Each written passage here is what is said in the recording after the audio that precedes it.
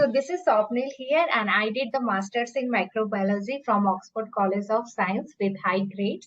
And I have won multiple prizes in a chess championship. I have represented my state at national so many times, and I have taught more than 500 kids in my career.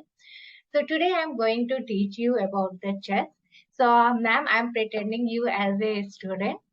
So before we'll start the session, so it's very necessary to become the friends of each other, right? So I have told about myself that this is Swapnil here, and I'm a chess trainer from past 7 years. 3 years I worked in the US as a chess trainer. Now I shifted in Hyderabad, and my most of the kid has won the state and they selected for national. Even though I'm a national player and won multiple times the state level chess championship, and I have taught more than 500 kids in my career. So now it's your turn to introduce yourself.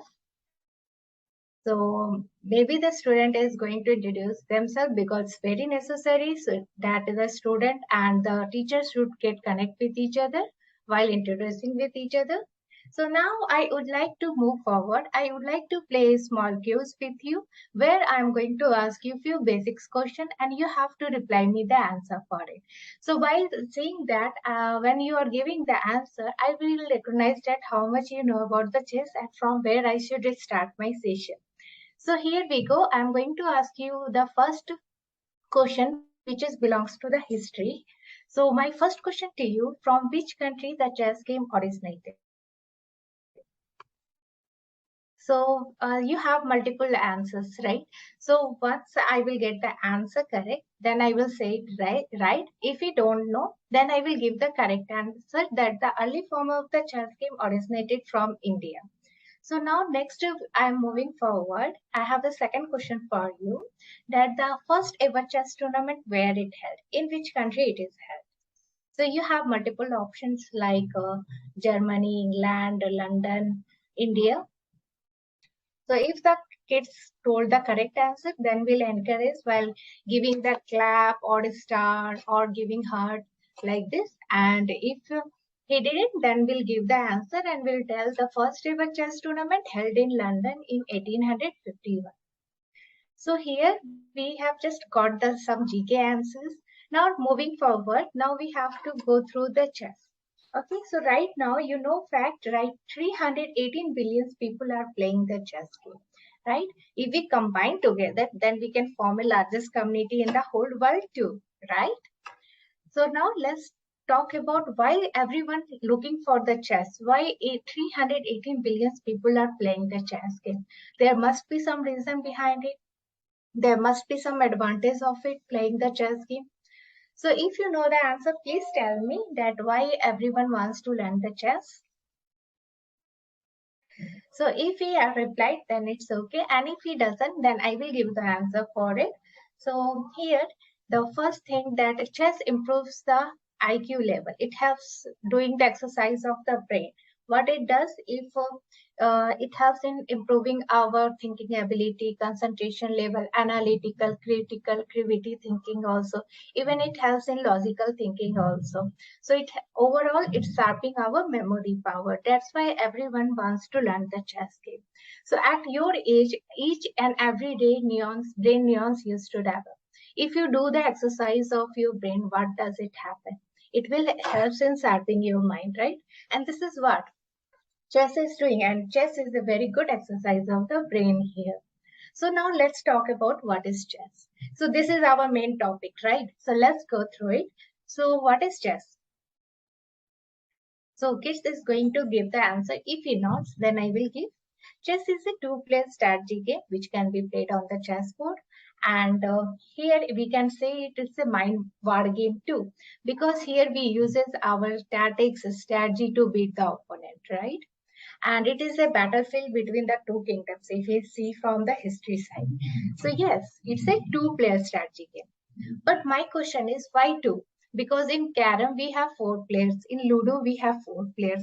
So are you sure that chess all can play by only 2 players? So just making a little fun with the kids, just making them confused, and then I will give the correct answer to them that only 2 players can play the chess game. Now moving forward, Now let's understand the chessboard here. So I'm going to show you the chessboard here.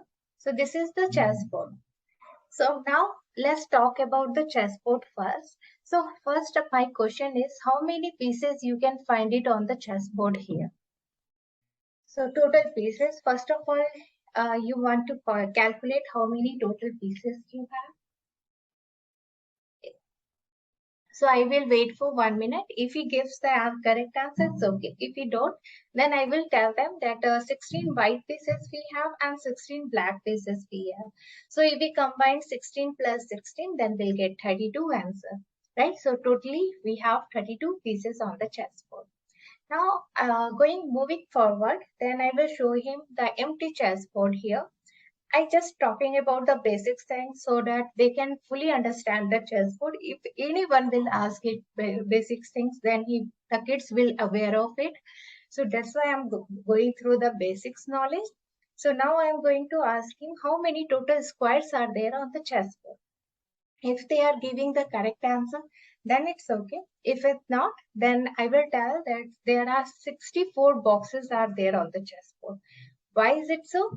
Because it is a square in shape and it is divided by 8 by 8 grid. Means it has 8 rows and 8 columns here, right?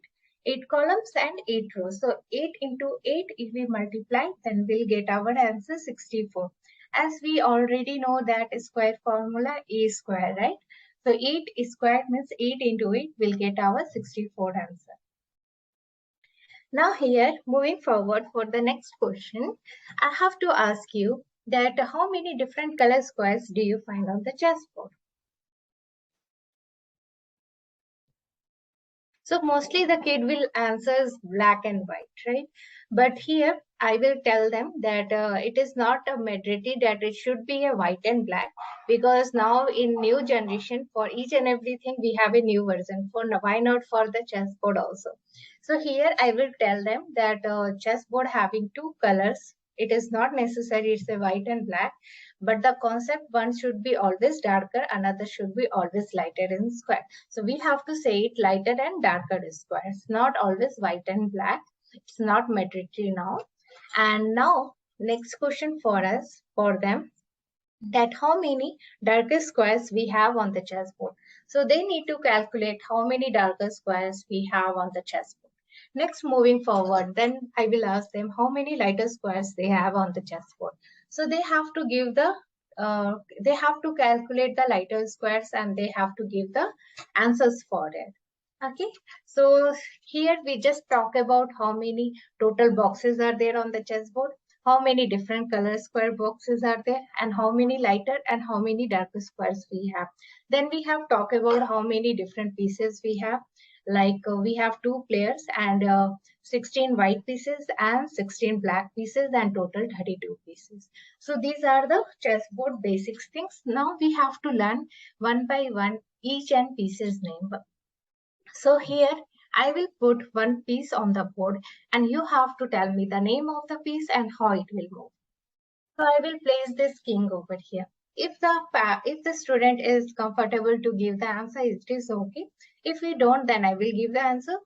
So this is the piece over here is the king, which having plus sign on their head is symbol as a king, and it can move only one steps anywhere. Okay, similarly, we have the next piece queen over here onto this box. And queen, how we can recognize is who is wearing the crown like a queen and having so many circles on their head. That means it's a queen. And it can move diagonally and it can move vertically and horizontally straight too. Okay, so it can move anywhere, but it never moves in all direction how the knight will move. So next we have a rook. Okay, so rook can move vertically and horizontally straight. So like this it can move. Standing and sleeping line also, you can better understand. So it always moves straight. So it looks straight and it moves straight. So it will move in plus direction. So next we have a bishop. We have a two colors of bishop here. One supposed to be in darker, another supposed to be in lighter. So the lighter square bishop will move diagonally on the lighter squares, and the darker one will move diagonally in the darker square. So they always follow their own color. So these are the bishops over here. Okay. Next we have a masterpiece on the board, that is knight here. So knight will move in L shape. Okay. So it always follow 2 steps up, then either it can move right and left. So it will follow the same in every direction like this. And it is only having the power to jump over any other pieces too. Okay. So next we have a pawn here. So pawn, this is the smallest piece on the board, and it having the power to move 1 step or 2 steps. So it can either move 1 or 2 steps. Afterwards, it can have to move only one step. And while capturing it, it will always capture in the adjacent side diagonally here. Okay. So it moves straight, but while capturing, it will capture diagonally. Okay. So these are the 6 different pieces which are present on the board. So this is a king. So people mostly call them king only. This is a queen. Mostly some people will get what we have to call it, minister or the queen. But we have to use the international name of the pieces, that is according based on the FID rules. It's a queen. Then sometimes people will call as elephant. We have to call it as a rook here. Then it's not a camel. We can use it as a local language, but if you go in the tournament, we have to use the international name of this piece. So we have to call it bishop. Then mostly people will call this a horse, but here we have to use it the word knight. Then this is called as a soldier. Most of the people used to call it, but here according to the international name, we have to call it pawn. So these are the 6 different pieces which are present on the chessboard, and each and every piece is assigned with a particular points also, so that we can know which piece is more powerful. So king carries infinite point and the queen carries 9 point. So next to the king, the queen is more powerful. And then rook is more powerful, having the 5 points, and bishop carries 3 point, and even the knight carries 3 point, and the pawn carries only 1 point. So these are the points to know which piece is more powerful. Okay, now let's understand how to set up the chessboard here. We just got to know what are the pieces and how they will move and how many points they carry. Now let's talk about how the pieces should be arranged in the board. So let me arrange the chessboard for you. So first of all, I have a question for you. This side we have to arrange the white pieces, and this side we have to arrange the black pieces. So here we have to set up the chessboard always in the right side of the chessboard, where we have to, and how we understand that which side is the right side. So where the 1, 2 is written is supposed to called as the right side of the chessboard, where we have to arrange the white pieces. And opposite to that, on 7th and 8th rank, we have to arrange the black pieces over here. Okay, so let me place all the white pawns over the second rank. So all the pawns should be arranged on the second rank. Okay. So let's arrange all the pawns on the second rank. Similarly, we have to arrange all the black pawns on the 7th rank. So we always have to remember that the pawns should be arranged on the opposite direction of the white. Now let's talk about next piece what we have to place. So at the corner, we always need to place the rook. So rook always goes at the corner. Okay. And next to the rook, always the knight will come.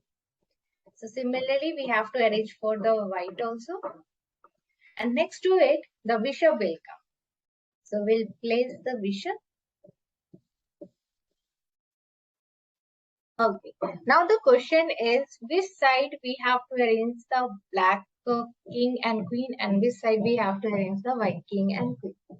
So we have 2 squares. So where we have to place this white queen, on the whitest spot or in the blackest spot. There are so many confusion in the chat. So many people do the mistake, because what they do, they will place the queen here and the black queen is here. They think that they should be in opposite direction, but it is not like that. According to the international rule, we have to place the white queen in the white square and the king will come this side of it.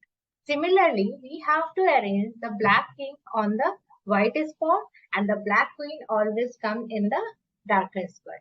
So always remember white queen in the white spot and black queen in the black spot. So this is how we have to set up the chessboard. Now moving forward, then we can learn the files and rank, which helps in the notation part and all. So here I will cover, I have covered all the basic things regarding the chess, like pieces name, how they will move, how to set up the pieces, and why it is important to play the chess game, and the basic things about the chess. So thank you so much, and thank you for giving your time, and hope you have enjoyed the session, and hope I will see you in the next class. Thank you.